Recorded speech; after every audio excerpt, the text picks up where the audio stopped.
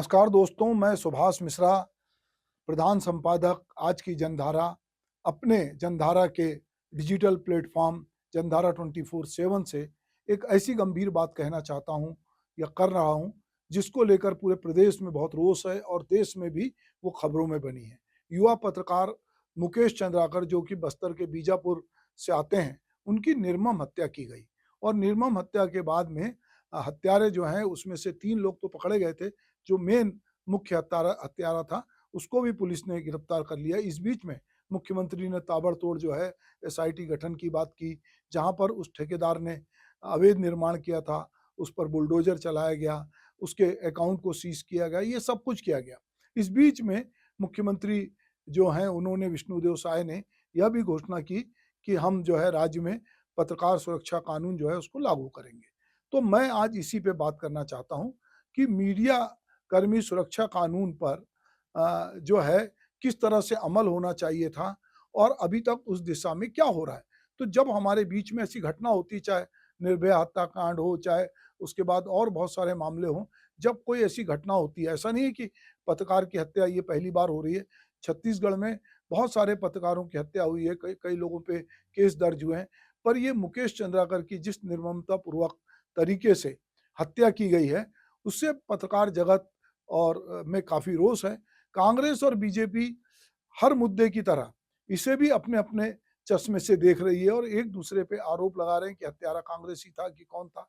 अब जबकि मुकेश के हत्यारे को गिरफ्तार हो गए हैं, सरकार ने एसआईटी गठित करके ठेकेदार सुरेश चंद्राकर, जो कि जिसके परिसर के सेप्टिक टैंक में मुकेश को मारकर छिपाया गया था, वो सब कुछ चीज़ें सामने आ गई हैं। तो अब ये निश्चित रूप से ये आगे पता चलेगा कि ये चारों को बिठा के पुलिस देखेगी कि इसमें कौन-कौन लोग शामिल थे।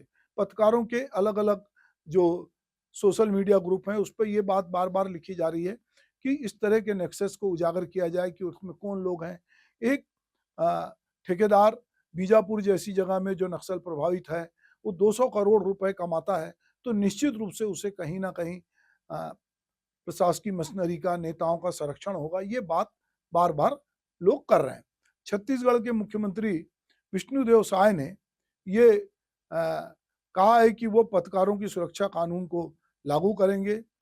देखिए, निश्चित रूप से पत्रकारों के साथ हमारी सरकार है और पत्रकार सुरक्षा कानून भी लाएंगे, लेकिन जिस त्वरित गति से सरकार कार्यवाही की है, उससे पूरा प्रदेश ही नहीं देश परिचित है।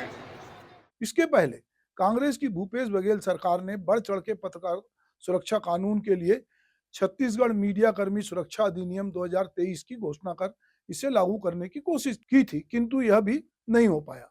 भूपेश बघेल सरकार ने सुप्रीम कोर्ट के जस्टिस आफ्ताब आलम की अध्यक्षता में जज, ख्यातिनाम वकीलों, पत्रकारों और अपने मीडिया सलाहकारों को शामिल करके एक कमेटी बनाई थी। इस समिति के प्रावधान के अनुसार पत्रकार सुरक्षा समिति का भी गठन किया गया, जिसमें सेवानिवृत्त आईएएस अधिकारी दिनेश श्रीवास्तव, पत्रकार नथमल शर्मा, दिवाकर मुक्तिबोध के अलावा जो हैं श्रीमती पुष्पा रोकड़े, जो कि खुद बीजापुर की हैं, उनको भी इसमें शामिल किया गया था। दिनेश श्रीवास्तव की अध्यक्षता में बनी समिति ने पारित कानून के प्रावधानों के तहत जो इसका गठन किया गया था, वो पत्रकारों की शिकायत सुनती, जांच करती, पर यह समिति कागजों तक रह गई और इसकी एक भी बैठक नहीं हो पाई।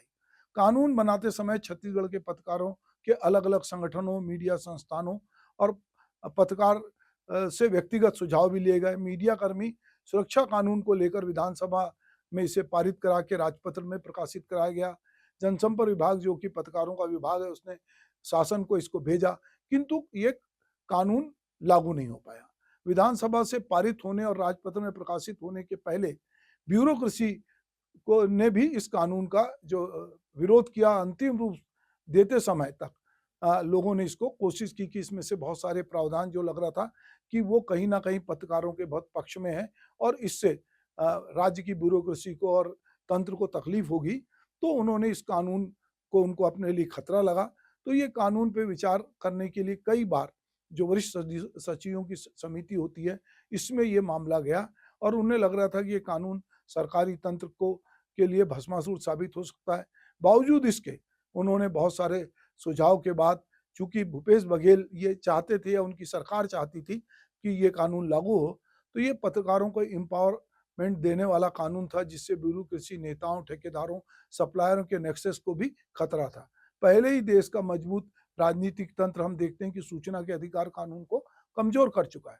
दरअसल राज्य की ब्यूरोक्रेसी इस कानून को अपने लिए खतरा समझ रही थी। यही वजह थी कि ये लंबे समय तक खिंचा, पर अंततः सरकार की मंशा थी तो ये गजट में प्रकाशित हुआ, पर ये लागू नहीं हो पाया। इस बीच में भूपेश बघेल की सरकार चली गई और विष्णुदेव साय की सरकार आई। मुकेश चंद्राकर की हत्या महज आपसी झगड़े का परिणाम नहीं है। यह सिर्फ काले राज उजागर हो जाने का भय भी नहीं है, बल्कि काले धन से उपजे अहंकार का परिणाम भी है। एक ठेकेदार का डर और अहंकार ऐसे निर्णय पे तब पहुंचता है जब उसके राज उजागर हो जाने के भय से वह हत्या पर उतारू हो जाए। इस तरह की हत्या से बड़े सवाल पैदा होते हैं और ज्यादा दूर तक जाते हैं। राज उजागर हो जाने का डर एक साधन संपन्न ठेकेदार को हत्या करने का साहस देता है। हिंसा की इस पराकाष्ठा का साहस तभी आता है जब किसी संपन्न व्यक्ति के पास अमीरी के अलावा शासन प्रशासन का बड़ा सहारा हो। यह अब किसी तरह की ढकी छिपी बात नहीं रह गई है कि ठेकेदार सुरेश चंद्राकर को पुलिस के बड़े सरकारी अफसरों से लेकर शासन प्रशासन से जुड़े लोगों की कथित मदद और सहारा था। यह बात पूरे प्रदेश में अब आग की तरह फैल गई है। दबी जुबान से नहीं, बल्कि लोग खुलकर कहने लगे हैं कि नक्सली इलाकों में पुलिस के अफसर सुरेश चंद्राकर के नाम से ठेके ले रहे थे। सुरेश चंद्राकर ही नहीं, छत्तीसगढ़ में अचानक ऐसे अनेक ठेकेदार उभरे हैं, बहुत सारे कॉलोनाइजर उभरे हैं जो बहुत सारा पैसा राजनेताओं का, अफसरों का लगाते हैं। कल तक जिनकी आर्थिक स्थिति बेहद कमजोर थी, आज वो अचानक से साधन संपन्न ठेकेदार हो गए हैं, बिल्डर हो गए हैं और जाने क्या क्या काम कर रहे हैं। लेकिन ठेकेदारों की दुनिया में यह कोई विशेष राज की बात नहीं है कि शासन प्रशासन से जुड़े लोग बहुत छोटे किस्म के लोगों के नाम से ठेके लेते हैं और एक बड़ी राशि खुद डकार जाते हैं। खुलकर भ्रष्टाचार होता है क्योंकि कोई कुछ कहने सुनने वाला नहीं होता। भ्रष्टाचार करने वाले लोग भी खुद और भ्रष्टाचार की शिकायत सुनने वाले लोग भी खुद और भ्रष्टाचार की शिकायत की जांच करने वाले भी वे खुद ही होते हैं। तो सैया भय कोतवाल तो फिर डर काहे का।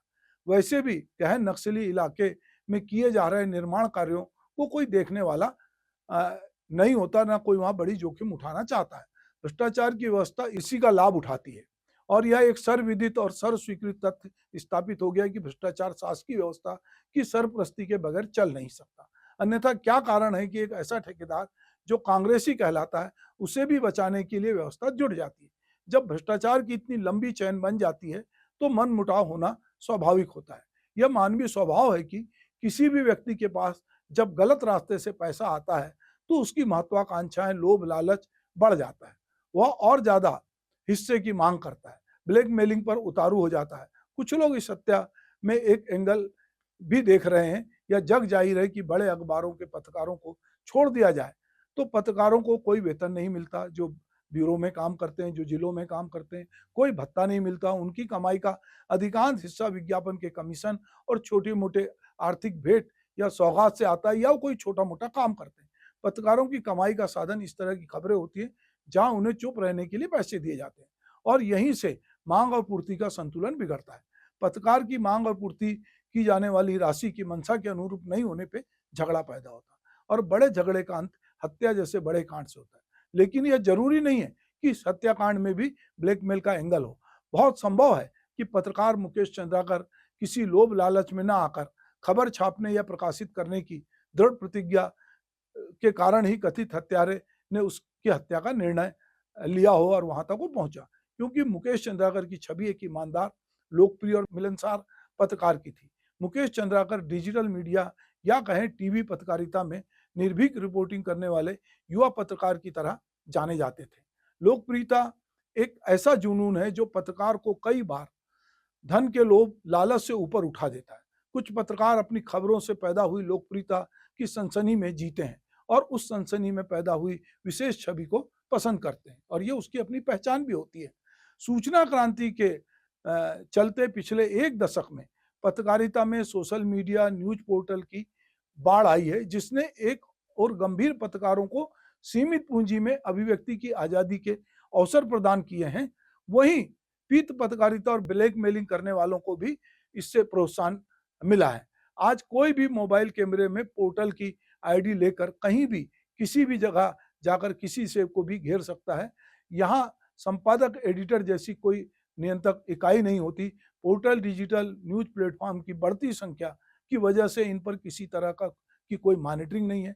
इसके लिए इलेक्ट्रॉनिक की तरह पंजीकरण और नियंत्रण का कोई प्रावधान नहीं है और महज 2-3 हज़ार रुपए खर्च करके डोमेन नेम रजिस्टर करके माइक आईडी लेकर बहुत से लोग पत्रकार बन गए हैं और इसकी आड़ में बहुत सारे धंधे कर रहे हैं, जिसकी वजह से बहुत सारे गंभीर पत्रकार हाशिए पे हैं। अधिकांश कारोबारी और शासन प्रशासन में बैठे अधिकांश लोग भ्रष्टों को ईमानदार पत्रकार पसंद नहीं आते। सूचना के अधिकार आने के बाद भ्रष्ट पत्रकारों को काली कमाई के लिए यह नियम ज्यादा पसंद आया और निश्चित रूप से मनरेगा जैसे बड़े फंड की योजनाओं ने भ्रष्टाचार को बढ़ावा दिया हो तो कुछ भ्रष्ट पत्रकारों की काली कमाई भी बढ़ने लगी। इसी वजह से एकाएक हम देखते हैं कि छत्तीसगढ़ में देश के दूसरे राज्यों की तरह पत्रकारों की बाढ़ आई। बहुत तेजी से नए नए पत्रकार पैदा हुए जो ठीक से 4 लाइन का समाचार नहीं लिख सकते थे, वे भी पत्रकार का बेच लगाकर घूमने लगे। अफसर और कारोबारियों को धमकाने लगे, ब्लैकमेल करने लगे। जाहिर है कि भ्रष्ट लोगों को ऐसे लोग नापसंद होते हैं।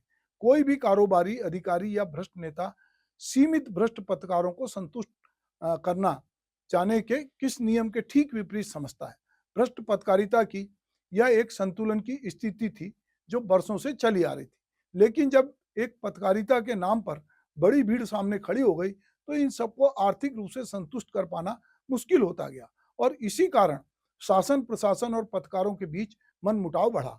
संभवतः इस मनमुटाव और वैमनस्य के कारण छत्तीसगढ़ मीडिया कर्मी सुरक्षा अधिनियम 2023 आज तक लागू नहीं हो पाया। इस मनमुटाव और वैमनस्य का खामियाजा उन ईमानदार और समर्पित पत्रकारों को भुगतना पड़ रहा है जो नक्सली इलाके में जान जोखिम में डालकर पत्रकारिता कर रहे हैं। इस अधिनियम में मीडिया कर्मी की को परिभाषित किया गया और मीडिया कर्मी को अलग अलग तरह से ये बताया गया कि मीडिया कर्मी कौन है, क्योंकि सरकार के सामने भी या कमेटी के सामने भी ये दिक्कत थी कि इस भीड़ में से हम कैसे मीडिया कर्मी की पहचान करें। तो उन्होंने इसके लिए परिभाषा और उसके अधिकारों की बात भी की। तो मौजूदा जो कानून है जो लागू नहीं हो पाया उसमें मीडिया कर्मी का अर्थ था कि जो मीडिया संस्थान का कर्मचारी या प्रतिनिधि, जिसमें संपादक, लेखक, संवाददाता, फोटोग्राफर, वीडियो पत्रकार, अनुवादक, प्रशिक्षु, स्वतंत्र पत्रकार भी उसमें शामिल थे, जो शासन से अधिमान्य नियमों के अंतर्गत जिनको योग्य माने जाते हैं। समाचार संकलनकर्ता वो व्यक्ति होते हैं जो नियमित रूप से समाचार या जानकारी एकत्र कर मीडिया कर्मियों या मीडिया संस्थानों को भेजते हैं। इसमें स्टिंगर, एजेंट या हम बोलते हैं कि जिला प्रतिनिधि ये शामिल होते हैं। तो इस तरह की परिभाषा इसमें दी गई ताकि कहीं ना कहीं जो लोग वाकई में समाचार संकलन से जुड़े हुए हैं उनको सुविधा मिले, उनको संरक्षण मिले। प्रताड़ना का अर्थ यह भी इस नियम में बताया गया कि मौखिक या शारीरिक रूप से यदि कोई उसको प्रताड़ित करता है तो प्रताड़ना के अंतर्गत आएगा और उसके काम में बाधा डालने का अर्थ होगा। शारीरिक हिंसा को भी इसमें परिभाषित किया गया और इसमें कि शारीरिक क्षति पहुंचाने या उसकी संपत्ति को नुकसान पहुंचाना। तो मीडिया कर्मी के लिए जो परिभाषा है उसमें कहीं ना कहीं ये रोकने की कोशिश की गई कि पत्रकार के नाम से यदि न्यूनतम 6 लेख या समाचार प्रकाशित होना चाहिए और उनको पेशावर सुरक्षा देने के लिए इसमें ये बहुत सारे प्रावधान हैं। पर सवाल ये है कि ये जो मीडिया कर्मी सुरक्षा कानून है ये अब तक लागू नहीं हो पाया और नए मुख्यमंत्री जो भाजपा के मुख्यमंत्री हैं वो कह रहे हैं कि हम इसको लागू करेंगे। सवाल ये है कि पिछली सरकार भूपेश बघेल ने इसको लेके आया था और अब चूंकि सिर्फ लागू होना शासन स्तर पर ये रुका हुआ है, तो ये कैसे लागू होगा? इसको जितने जल्दी लागू करें ताकि मुकेश चंद्राकर जैसे पत्रकार को इस तरह निर्मम तरीके से ना मारा जाए, उनको सुरक्षा मिले। ये बात सब जानते थे कि जिस आदमी के खिलाफ वो लिख रहा है वो बहुत पावरफुल है और उसकी शासन प्रशासन में किस तरह की पैठ है ये सबको मालूम था। पर बावजूद इसके एक युवा पत्रकार की जिस तरह से निर्मम हत्या हुई है और उसके पहले भी पत्रकारों की हत्या हुई है या पत्रकारों को फंसाया गया है, तो निश्चित रूप से छत्तीसगढ़ जैसा राज्य जो नक्सल प्रभावित है, जहाँ पे खनिज संपदा अपार है, जहाँ पर कि लोग बहुत तरह से दोहन करना चाहते हैं, बहुत सारे लोग लूट का माल समझ के आ रहे हैं। यदि वहां पर कोई वाचडॉग, कोई पत्रकार, कोई चौथे स्तंभ का आदमी, कोई सूचना के अधिकार का गंभीर एनजीओ या कोई व्यक्ति यदि कोई चीज को उजागर करता है तो उसको संरक्षण मिलना चाहिए। पर यदि इस तरह से, जिस तरह से मुकेश की हत्या हुई, वो हत्या होगी तो निश्चित रूप से पत्रकारों में रोष होगा। तो हम ये मांग करते हैं कि सरकार तत्काल जो है मीडिया कर्मी सुरक्षा कानून जो बना हुआ है उसको लागू करे और पत्रकारों को एक ऐसा वातावरण बना कर दे जहां पर उनको लगे कि वो अपनी बात निर्भय तरीके से कह सकते हैं। वरना तो ये होगा कि फिर कोई आदमी किसी बड़े घपले घोटाले को उजागर नहीं करेगा, किसी पावरफुल व्यक्ति के खिलाफ लिखने से डरेगा। हम हो सकता है कि राजधानी में बैठ के, मीडिया संस्थान में बैठ के सुरक्षित हों, पर हमारा साथी जो सुकमा में है, जो बीजापुर में है, जो चारामा में है, या कहें कि वो सूरजपुर में है या कहीं और अंदर है, वो बहुत सारी खबरें भेजेगा तो लोग उसको अपना व्यक्तिगत शत्रु मानेंगे और हो सकता है कि उसकी भी उसी तरह निर्मम तरीके से हत्या करने की कोशिश करें जैसे कि मुकेश चंद्राकर की गई है। तो हम मुकेश को श्रद्धांजलि देते हैं और उम्मीद करते हैं कि मुकेश का ये जो निडरपन था, जो उसको उसने अपनी एक शहादत दी है, वो बेकार ना जाए। और छत्तीसगढ़ में जिसने ये दावा किया था कि वो मीडिया कर्मियों के लिए सबसे पहले कानून बनाने वाला राज्य है, तो उसको ये पहल करनी चाहिए और तत्काल मीडिया कर्मी सुरक्षा कानून को लागू किया जाना चाहिए। नमस्कार।